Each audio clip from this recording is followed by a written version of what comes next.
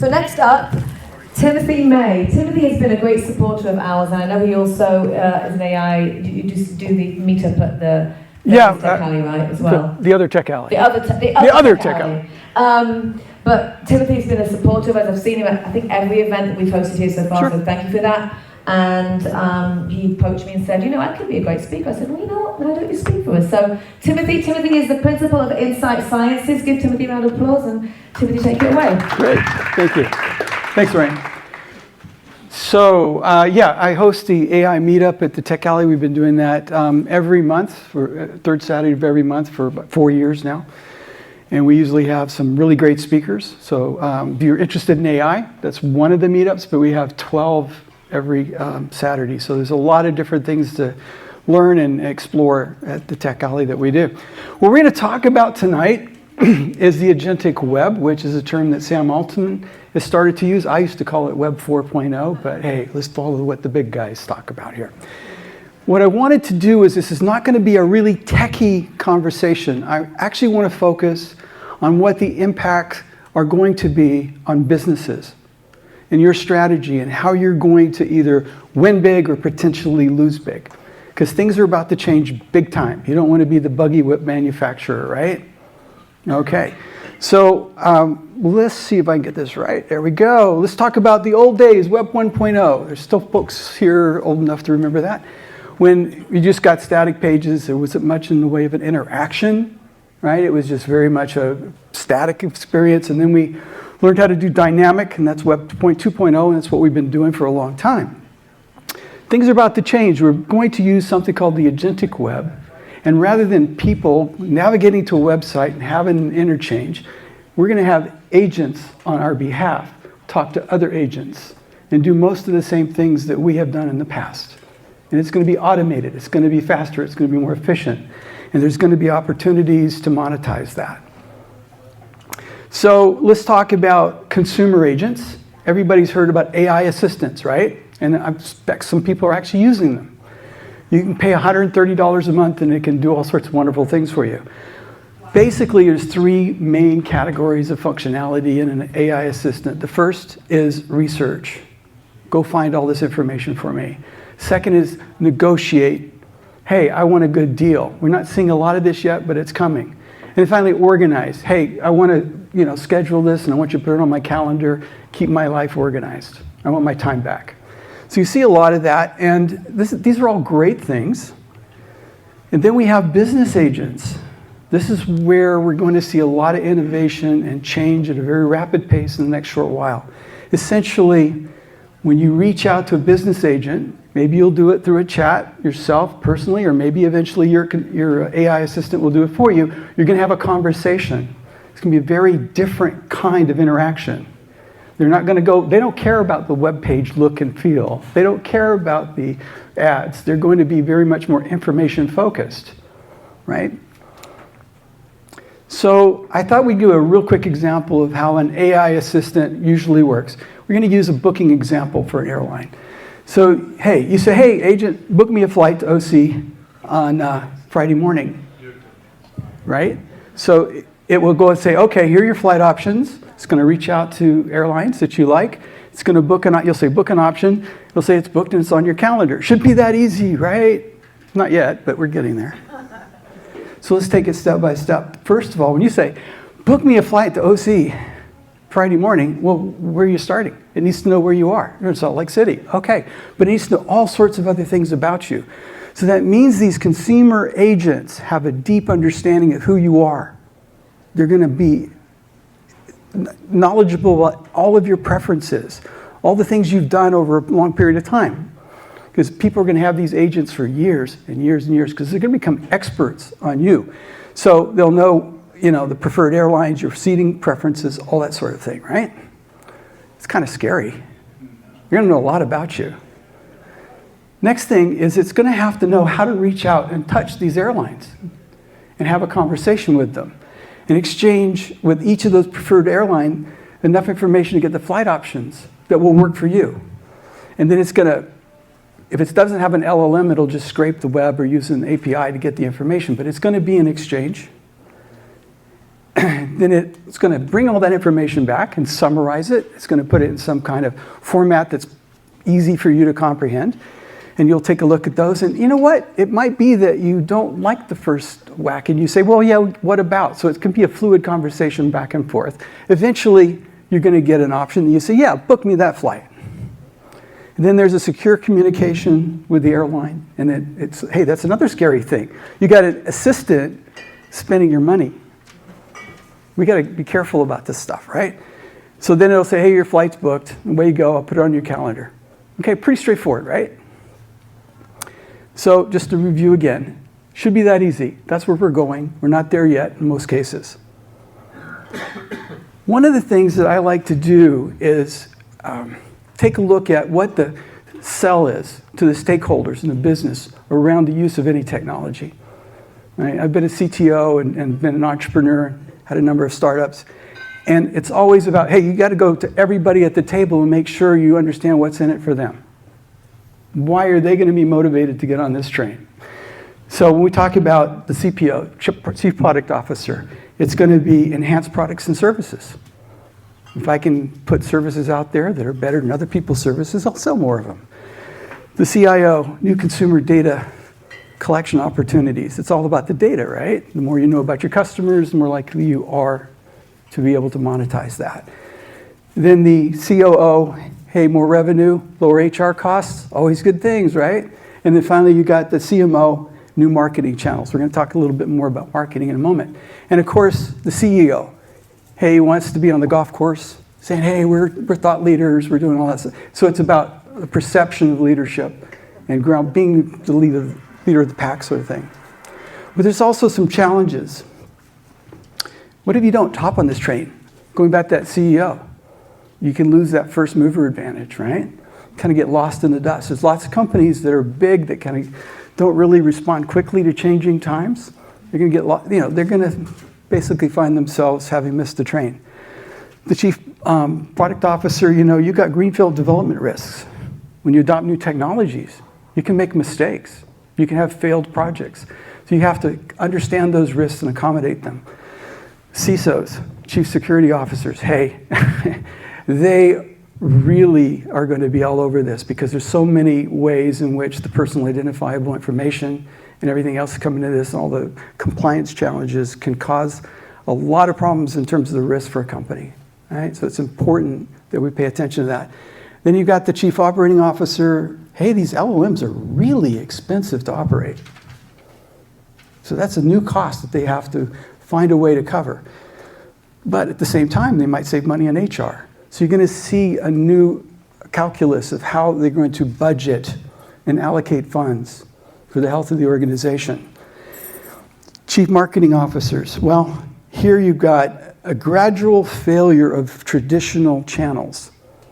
If you're doing email marketing, SMS, direct mail, phone, all the different channels that we currently use, all of those are gradually going to become less and less effective because people won't be your target anymore. You're going to be talking to agents. That's a new kind of marketing. What does that mean?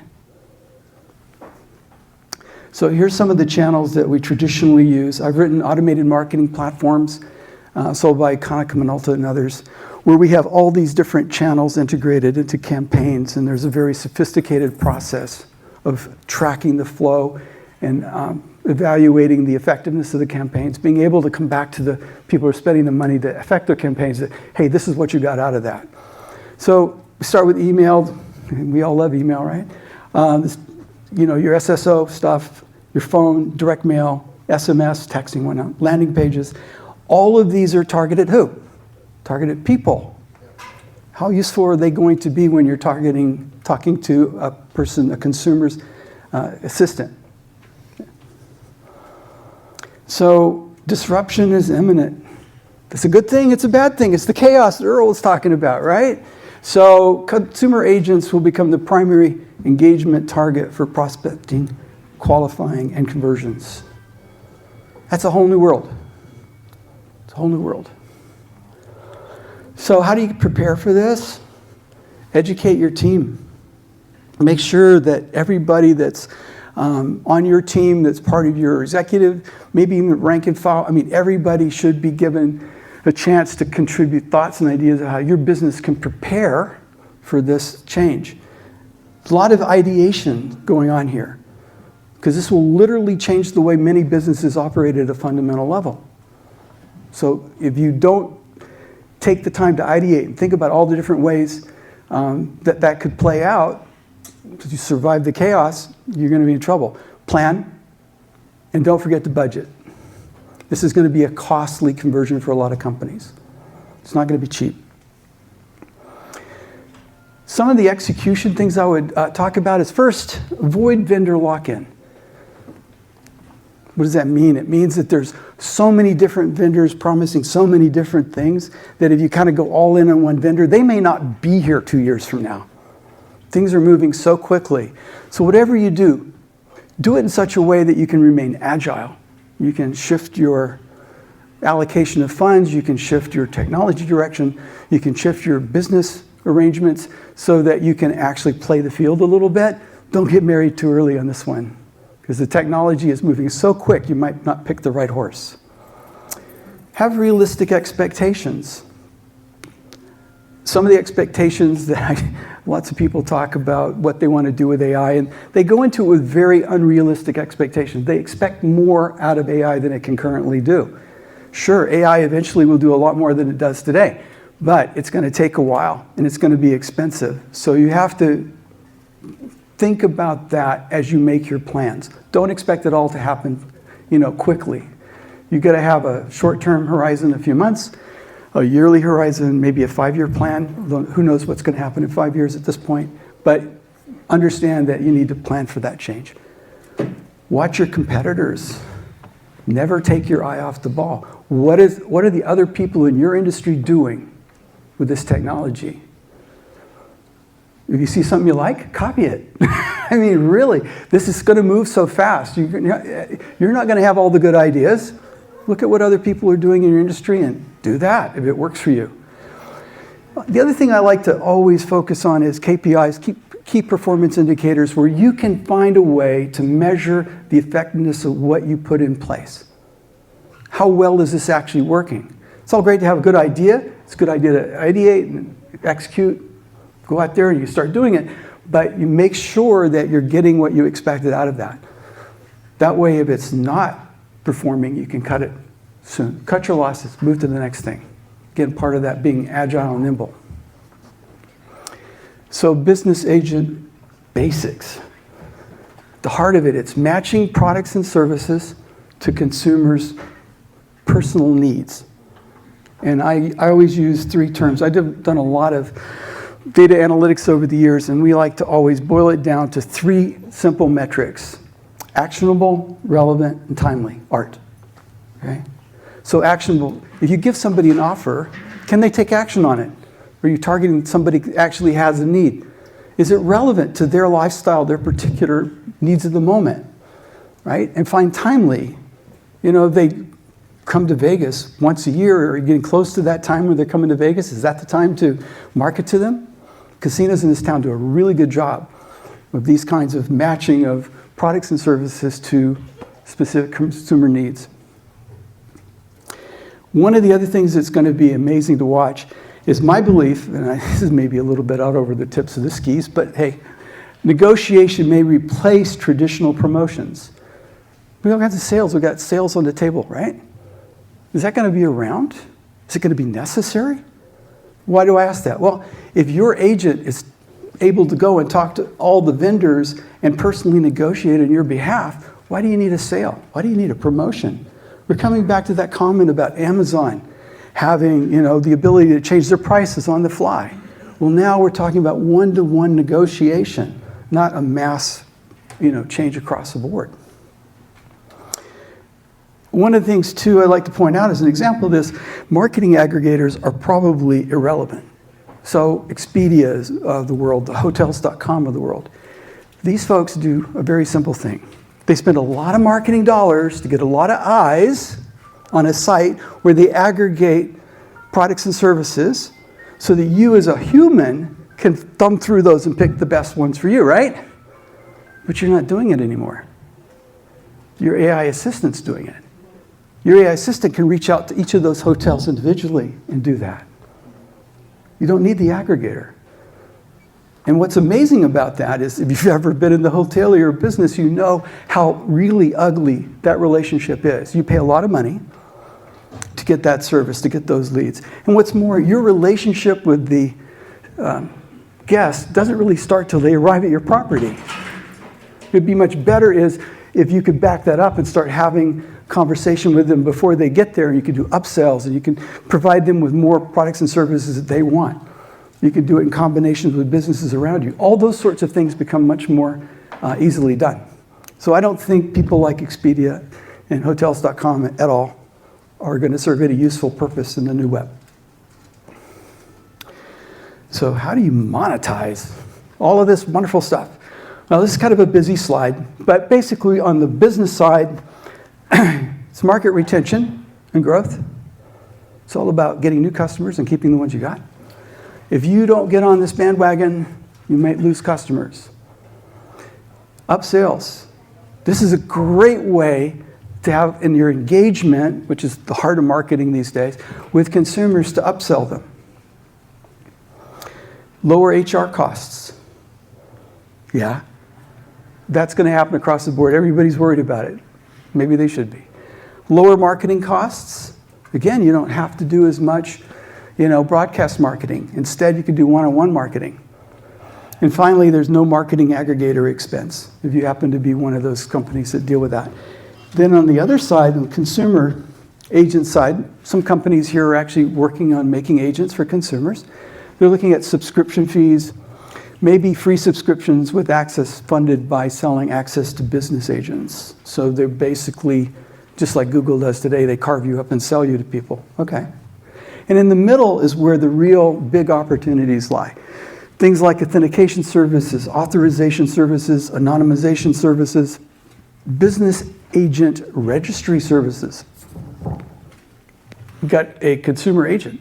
How is it going to find agents for all the different businesses that it may want to have a conversation with to acquire a particular product or service? We need a registry, right? We need a phone book.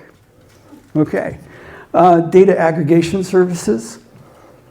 Not marketing aggregation, data aggregation. There's still value in that because you can do centralized data analytics. And finally, personalization services, especially if you have anonymized consumer agents, but the companies still want to do a personalized pitch. And then revenue sharing services. When you have all these agents talking to each other, there will be lots of different ways the business models could be organized. And we want to be able to facilitate the revenue share among all the parties in some equitable fashion. And that would best be done in a central service. So there you go. Hopefully you have some questions. We take questions.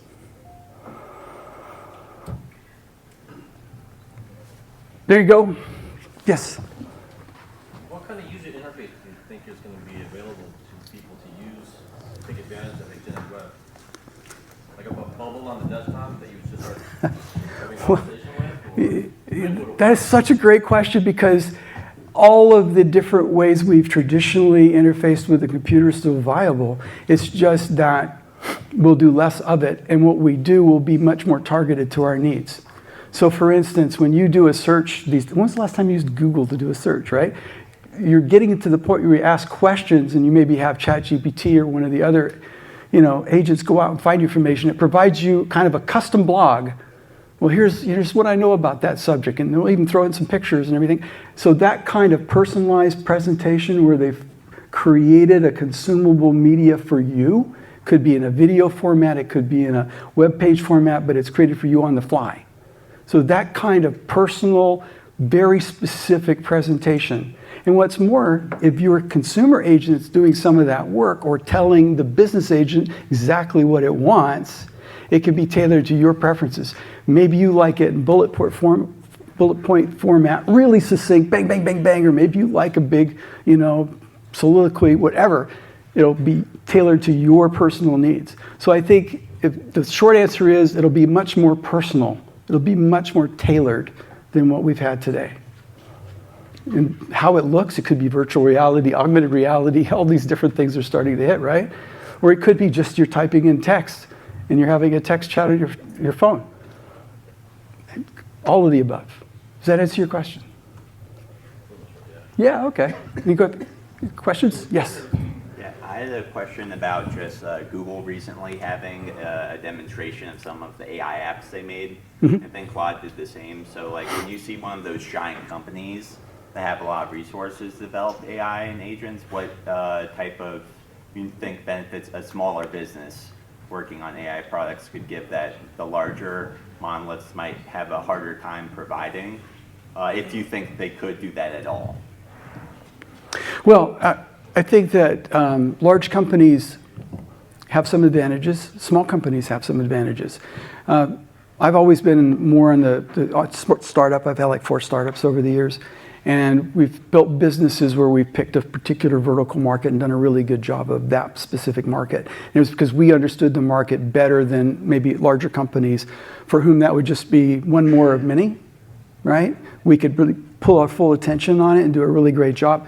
So I think in a lot of ways, one of the nice things, one of the benefits of LLMs and all of the coding and other generative technologies that we have today is that you can go from idea to actually having something you can test and market very quickly. So that agility is now not just in terms of the ideation and, hey, I see this opportunity, I'm going to jump on it, but you can also bring it to fruition quickly, right? And that allows for innovation at light speed compared to what it used to take. So I think that we're going to see more and more and more tools become available to let people just roll into an idea and try, hey, have an idea on Friday and Monday morning you've got something to show somebody.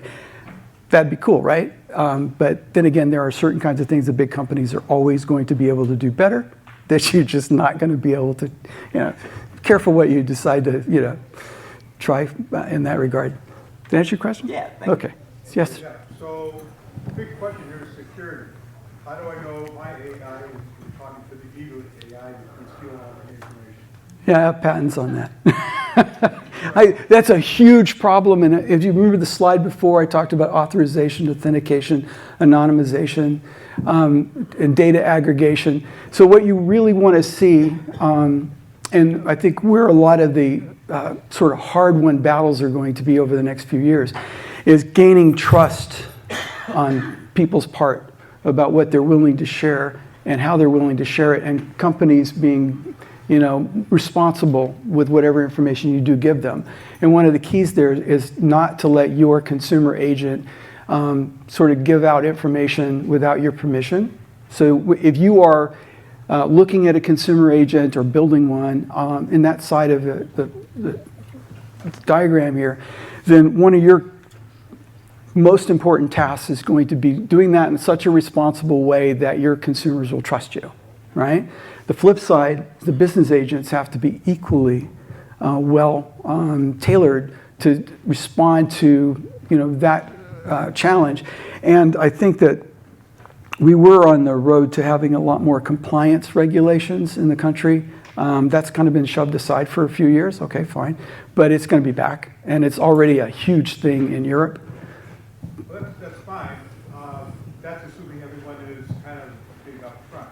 I mean, there's a whole problem with hackers hacking in and stealing information regardless of good security. A lot of very large companies and very secure systems have been hacked. And there's lots of private information on the web these days that shouldn't be there because of hackers. I should say evil hackers. So The evil hackers. you're not gonna, The black hats, so right.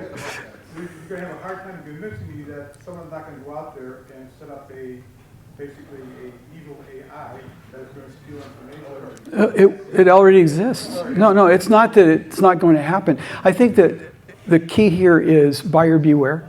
What you need to do is, as a consumer of this technology, you have to find a way to ask the right questions to develop a trust before you use the technology.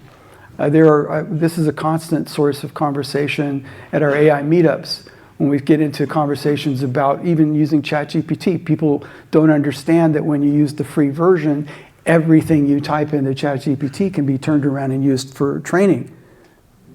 You're giving them whatever it is you're typing in. That's fine, maybe it's not. But if you pay for the pro version, you can go in and turn that off. But how many people remember to go in and turn it off? So part of it's using the technology responsibly. Part of it's understanding the possible issues of using the technology. You can always opt out of the system to a large extent. But hey, right now, you don't need agents to get hacked. I mean, I used to be in the fintech industry, and I can tell you that it's really interesting to have a conversation with Equifax right after they got the big hack, right? And they're saying, well, you know, I want to tell you, Tim, what happened. And I said, no, you're going to talk to our entire executive team because this is a big deal. We ripped them a big one, and we reduced our costs to keep our business. So businesses suffer when they have these hacks, right? So there is a moderating influence. It's expensive to make a mistake. But you're right, there's a lot of potential bad actors out there. Go ahead. Can't those agents provide like cybersecurity options as well? That would be in the future. I mean, you'd have your own personal agent. It's an arms race, right? It's an arms race. And yes, so one of the things that we'll be looking at, we'll see an entire industry around agentic security. It's sort of starting already. There are people talking about it. If you look at Model Context Protocol, which is one of the key technologies that's been recently introduced to allow, the ability to use a lot of different tools to give the ability for an LLM to, oh, I want to go get the weather. Oh, I want to do this. I want to do that. So you have all these tools at hand. Right now, that's not a terribly secure process. There's a lot of ways to hack that, and that's being discovered, and it'll probably take some time to fix it. We'll see. But yeah, it's an arms race. So, yes. Are you saying that, your system here, it's in the inception stage? Because AI, I'm getting all these calls on AI. This is an AI message, but it may not be accurate. And it has not been accurate. Right. Okay? Versus a human being saying, I'm looking at your data and I'm reading from your data. So today I had 3 AI calls that were not accurate. Right. So I've known people who didn't know how to read data accurately either, but so it's not just agents, but yes.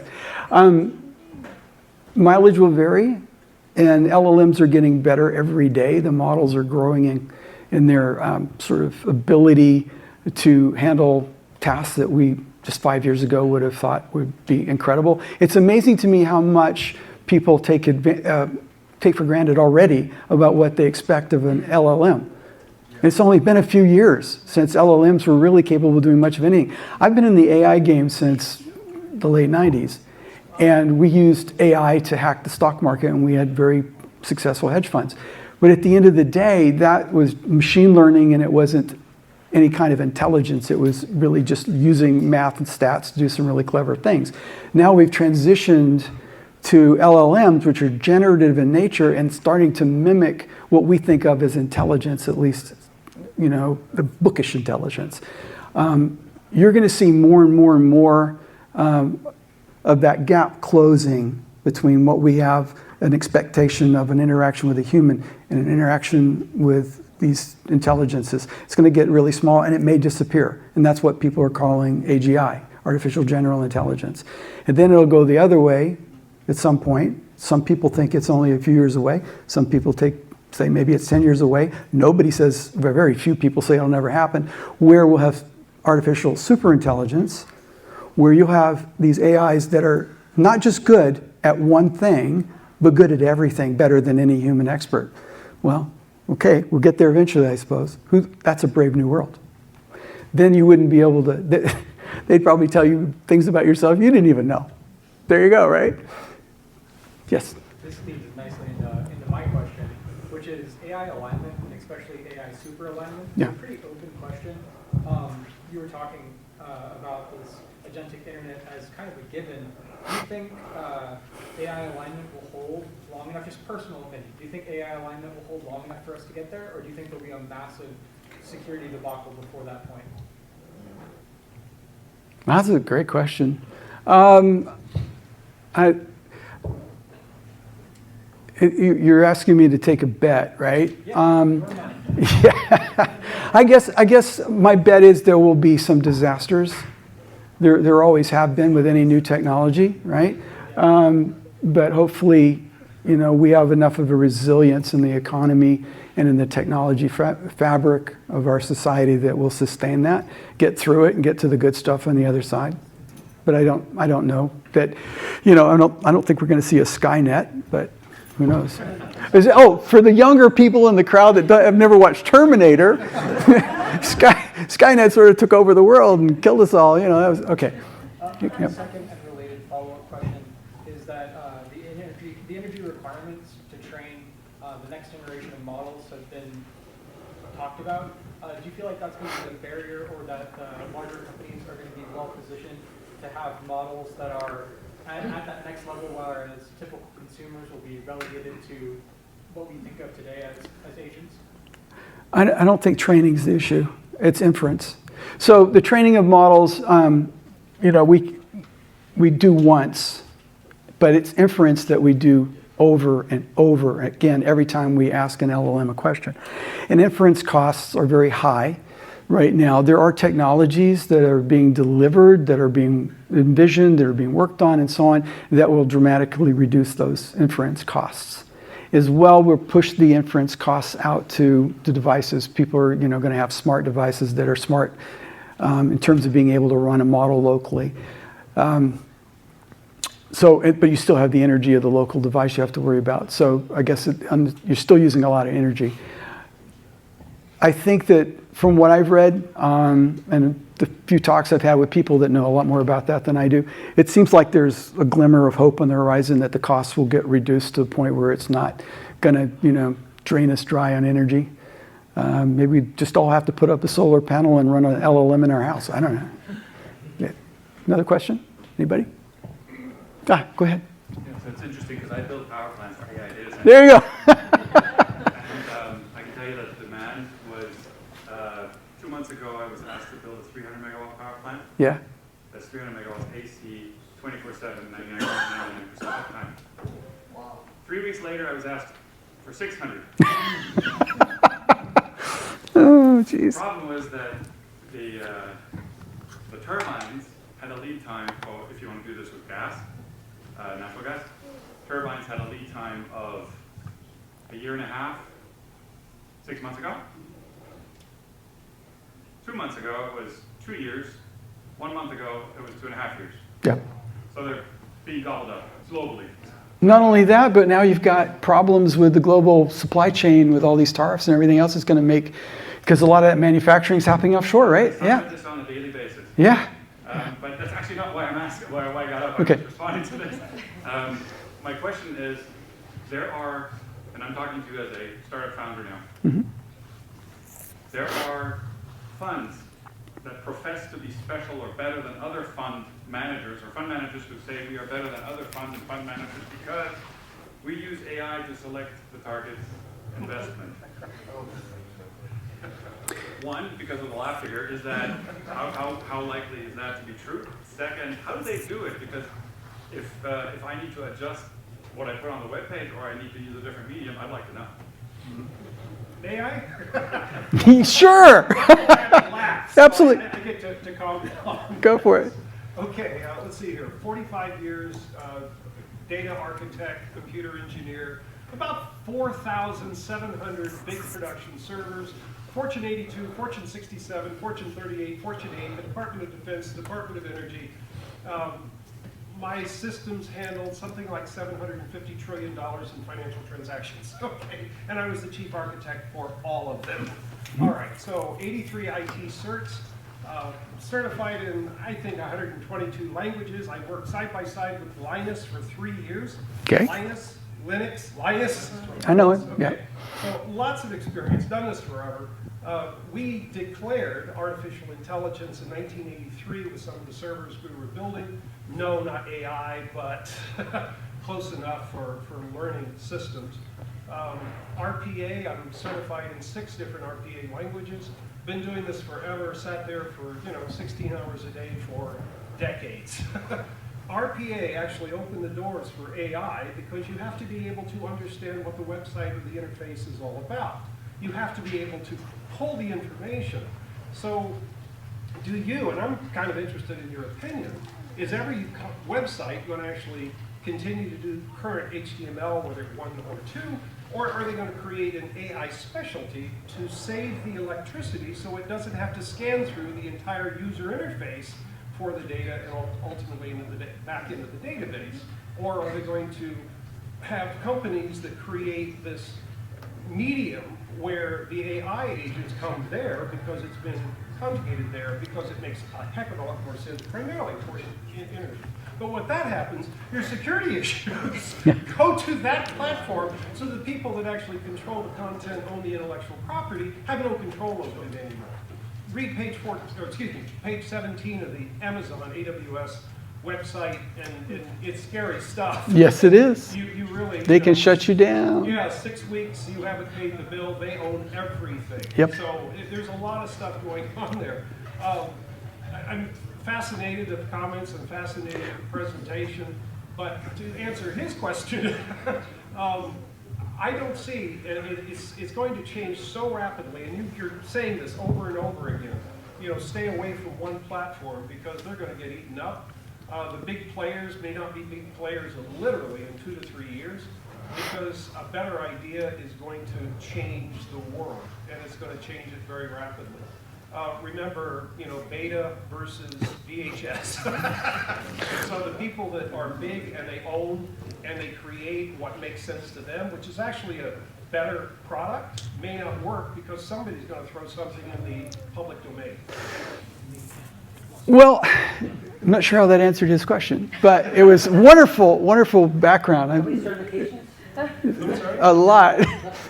This guy has got lots of certifications too, I know. But the question that you asked, if I was to boil it down to just a really simple one, is: look, there's going to be a technical challenge. There's going to be cost challenges. There's going to be, a challenge for meeting the expectation of the audience that whether it's B2B or B2C or whatever.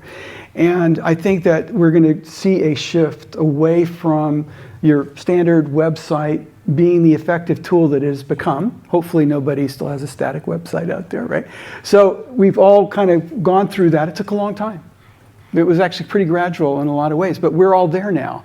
Everybody has a great website. If they don't, it's just because they're not paying attention at all, right? And so that's because we needed to do it. We were forced by the market to do it.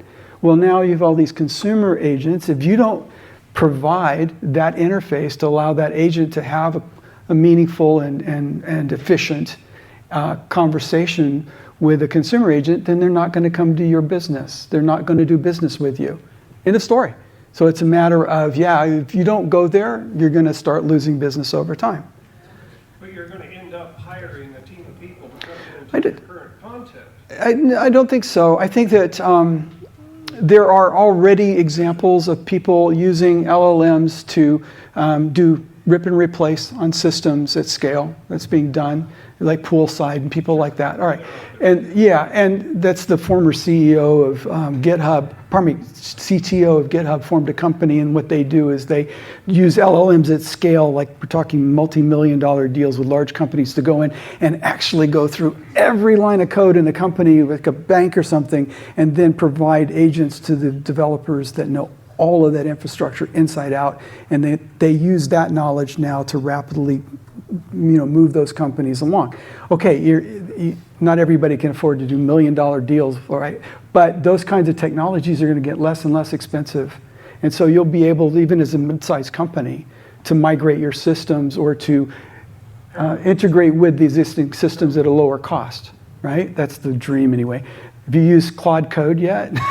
It's frustrating and wonderful at the same time. So we're on this journey, and I'm still an active programmer because I'd love to do that.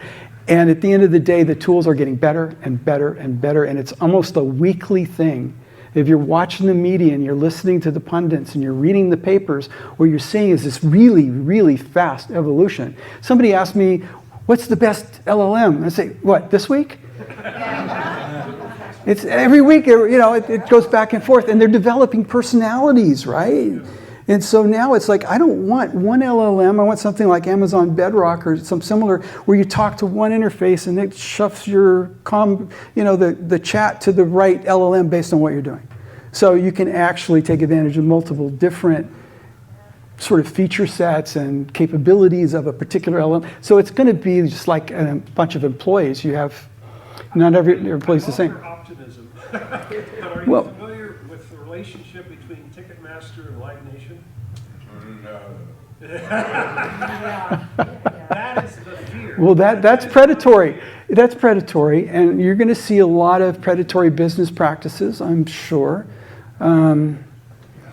But competition is, at the end of the day, innovation is a way to break some of those strangleholds that get developed, unless there's some systemic reason that there's just no way out of the business arrangement that you're in. So that's why I say don't get too attached. And yeah, I'm optimistic. I've been doing this for 40 plus years, and I've been through many, I was started back in the day where ISAMs were cool. Okay, and then we got databases, SQL databases, and then we got Oracle, and the doors blew off, and so we've gone through all of these different generations of technology that have changed the way we do things, and every one of those has been an expensive, change for businesses to adopt, but there's been benefits on the other side of that. This is just one more of those, but the difference here is it's happening 10 times or more faster than it's ever happened before, and you don't need to do as much human investment to make it happen as you used to. Yeah. A question for both of you. I'm really not clear on whether or not either of you feel that the big companies will have a huge advantage in terms of their ability to leverage very expensive resources like compute to train these new models or get them deployed or integrate new pieces of information or be identity custodians, et cetera. Do you feel like it's possible for disruptive technologies created by small teams to continue to be relevant in the space of AGI? I have the perfect answer for that. Go for it. Margaret Mead, never be surprised what a small group of people can do.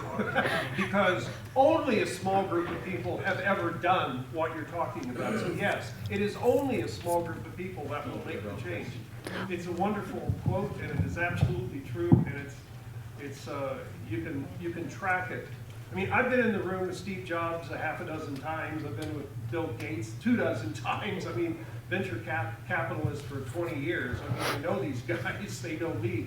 We have done a lot of cool things together, but it's always the small group that actually makes the difference. Well, I think it comes back to what Earl was talking about, that ODA, right? It's basically the ability to rapidly react. And I've worked with lots of large companies, luckily never had to work in one. But no, I've worked with large companies on lots of projects, but I've never wanted to be in that because the politics and the turf wars and the games that are played, to establish dominance and all that stuff wastes so much time. When you're in a small team and is committed to a goal and you're on a mission, you just get it done. You do whatever the hell is necessary to get it done, and you get it done, right? Well, hang on. Have you worked in academia? Have you No. worked as an instructor professor? No. I feel so sorry for this guy. It cost me, when I was at UNLV, teaching classes in the College of Engineering, doing research. I brought in $6 million in research. And I don't have a PhD. I got a couple of master's degrees, but I don't have a PhD. They wouldn't let me be the PI because I didn't have a PhD. Yeah. That's beside the point. The dean at the time just couldn't get anything done. He didn't even want the ball. Winners always want the ball. He didn't even want the ball. He didn't care about the financials. Yeah, it comes down to personalities, right? So it's about people. It cost me $2 million to put Rama Venkat into his job. I chose from the people I could choose from, and I put that man in his job, and he has performed, and I'm so proud of him for doing it. Good on you. Well, I love to hear that the STEM's getting the love it deserves, the engineering. Yay. I'm a mechanical engineer by background. So, yeah. Go, engineering, go. Sure, go ahead. I think history classes ought to be a lot more important. I love it. I think I see you standing up there and selling the shit out of DOS to the And we all know what happened there. Fact is, this will take a form. We're trying to figure it out. Yep. But we forget that history teaches us that this will take a form, and whether it is a small group of people, or whether it is an individual, or whether it is the development of fusion, this will take a form that will eradicate all of those slides and all of your good intentions, and we'll all of a sudden have Susan Care icons, and DOS will be wiped from the face of the earth. Wow. Well, maybe. Like I said, Skynet could happen. I hope not. We'll do what we can not to go that direction. That's because you forgot, all of us forgot the history class.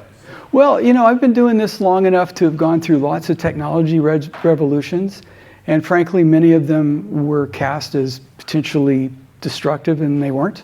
Some have been very destructive. I mean, you want to look at some of the biggest destructive technologies like coal. I mean, it's been horrible for us.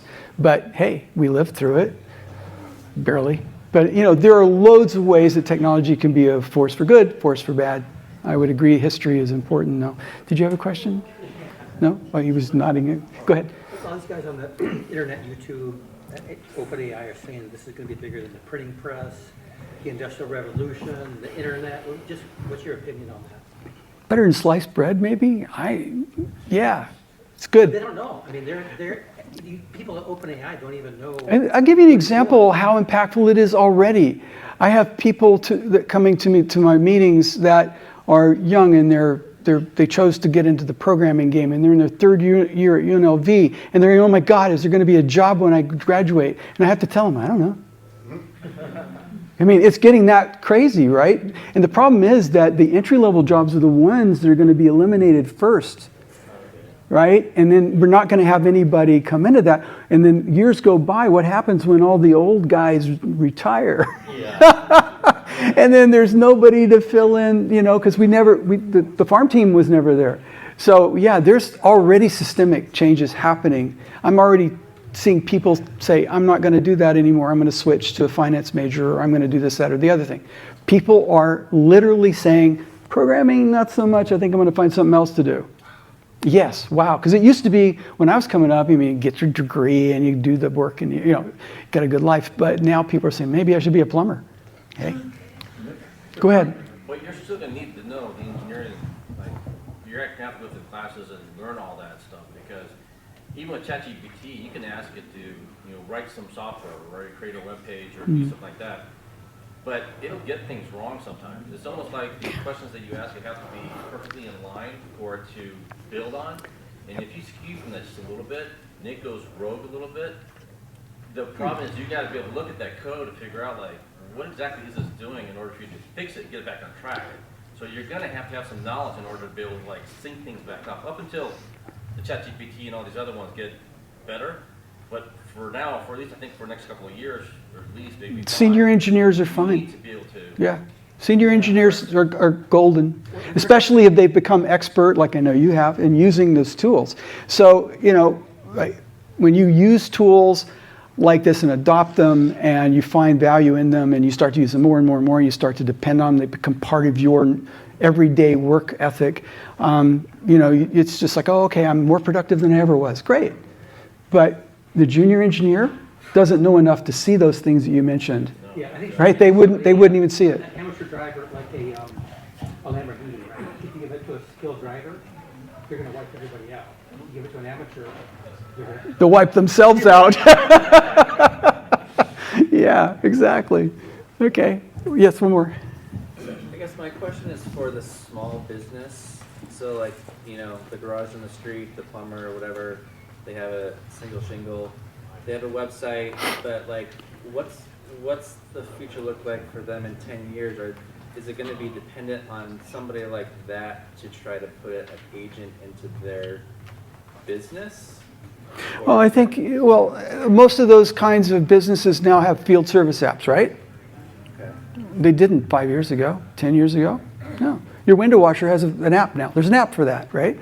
Same thing's going to happen with these agencies. They'll be, apps. There'll be agencies designed for small businesses that will do all the marketing and connecting, and maybe there'll be social rankings or how good they are, and how we depend on multi-star ratings, but they could be maybe a little more accurate because the agents are getting involved. So there's lots of ways that, to your point, you can build an app for that, right? But it's an agency app, and that the key there is, hey, the consumer needs to be able to trust the plumber, needs to be able to trust the window washer. How do we build that trust? How can this agency develop that?